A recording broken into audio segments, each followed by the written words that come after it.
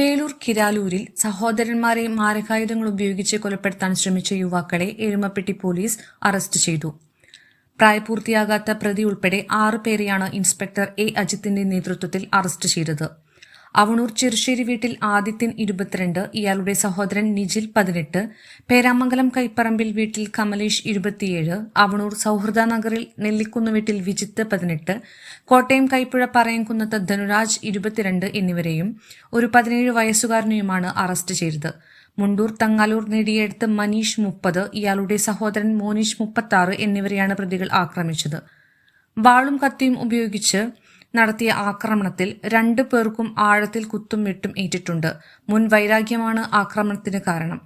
കിരാലൂർ പള്ളിപ്പെരുന്നാളിന് സുഹൃത്തിന്റെ വീട്ടിലെത്തിയ സഹോദരന്മാരെ പിന്തുടർന്നെത്തിയ പ്രതികൾ ആക്രമിക്കുകയായിരുന്നു. പ്രതികളിൽ പലരും മുൻപും നിരവധി ക്രിമിനൽ കേസുകളിൽ ഉൾപ്പെട്ടിട്ടുണ്ട്.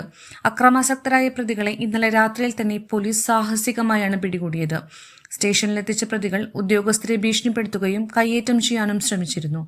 SIമാരായി C Sreekumar, KM Abdul Jabbar, ASI AV Sajeev, MA Jiji, police ഉദ്യോഗസ്ഥരായ സേവിയർ, K സഗുൺ, ശ്രീരാജ്, ഷിബു ജോർജ്, പ്രശാന്ത് എന്നിവരും പ്രതികളെ പിടികൂടിയ സംഘത്തിലുണ്ടായിരുന്നു. കോടതിയിൽ ഹാജരാക്കിയ പ്രതികളെ റിമാൻഡ് ചെയ്തു.